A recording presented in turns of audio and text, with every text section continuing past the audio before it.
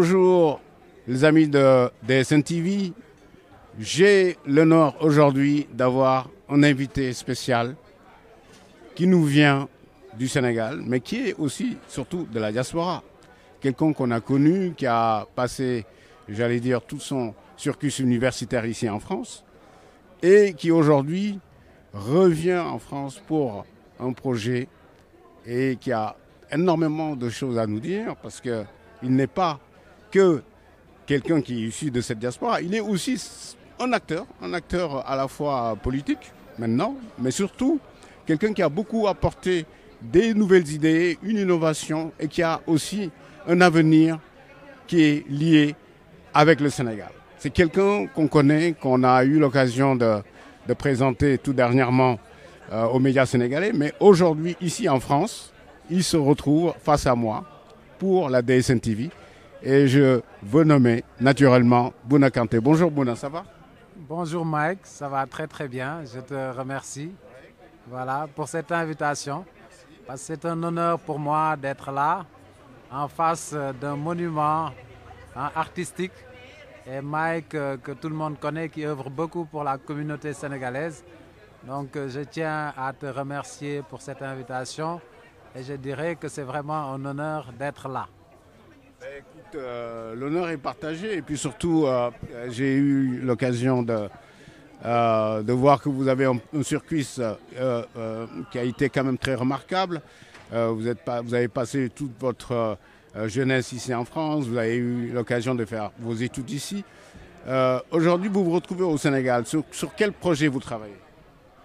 Merci beaucoup, c'est une question hyper importante parce que je suis un produit de la diaspora. Bon, c'est vrai que je fais un clin d'œil à mon quartier, la SICAP Serigne Cheikh, et je fais également un clin d'œil aux habitants de la commune Fann-Point-Amitié. Et comme vous l'avez dit, j'ai suivi mon parcours universitaire à l'université de Rouen, donc qui a été sanctionné par une maîtrise en droit et puis un DSS de développement local.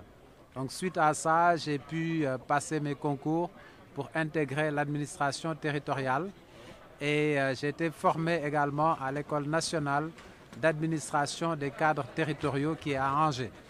Et donc suite à ça, j'ai été affecté à la mairie de Gien, une mairie qui est dans le Loiret, où j'ai été nommé directeur général des services et j'avais comme mission, comme charge essentielle d'assurer le fonctionnement de l'administration territoriale.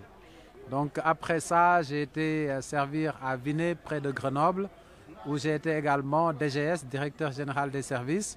Bon, après 18 années d'administration territoriale, j'ai jugé opportun de retourner au Bercail. Et c'est comme ça que j'ai atterri à la Caisse des dépôts et consignations. Dans un premier temps, j'ai occupé le poste de directeur du département audit et contrôle interne pour mettre en place les procédures, la doctrine d'investissement, ainsi de suite. Et là, récemment, depuis novembre 2020, je suis le secrétaire général de la filiale immobilière de la Caisse des dépôts et consignations qui s'appelle la CGIS, c'est la Compagnie Générale Immobilière du Sahel, qui a pour mission de participer au programme des 100 000 logements. Voilà, donc c'est pour cette mission-là que tu es revenu donc, en France, parce qu'il y a une raison pourquoi tu es ici. Donc c'est cet aspect-là que je voulais, les téléspectateurs, que vous sachiez que Bouna est venu ici en France pour une mission pour aussi ouvrir au nouveau volet qui est très important, qui est le fait de montrer que la diaspora elle est aussi active, elle est dynamique, elle a aussi son rôle essentiel, qui est le fait de participer au développement à la fois économique, social, mais surtout stratégique. Donc cette partie qui est une des parties justement sur laquelle on a eu l'occasion de participer aujourd'hui à une réunion avec Sherba. Donc il y a eu toutes les membres de cette diaspora qui étaient présents, donc le CDC et en même temps le CSD, qui est quand même deux structures qui se sont fusionnées. Aujourd'hui, ça a été la signature. Qu'est-ce que tu peux éventuellement, Bouna, nous dire de cette belle fusion qui a eu l'occasion d'être ficelée aujourd'hui? Bon, ça c'est une question hyper importante, Mike, parce que ça scelle vraiment une collaboration qui se veut fructueuse entre la diaspora et la Caisse des dépôts et consignations.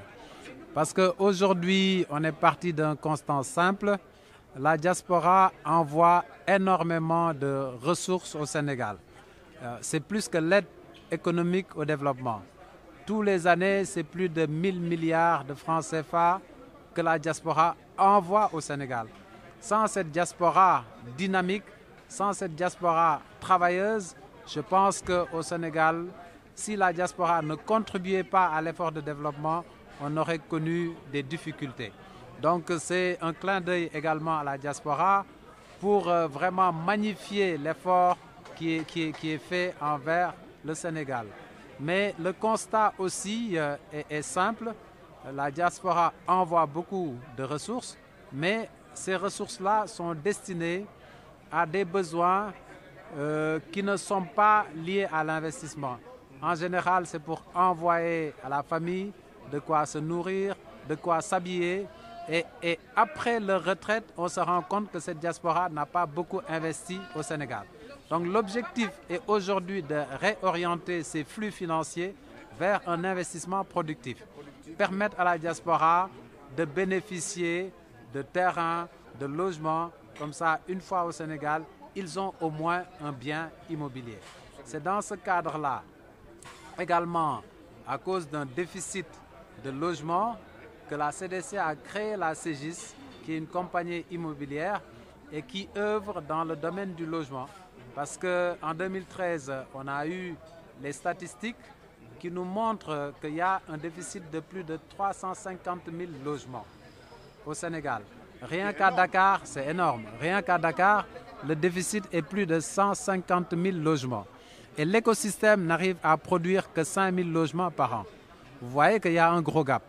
Donc maintenant, il faut accélérer le process pour permettre non seulement à cette diaspora d'exister, mais de bénéficier également des projets immobiliers.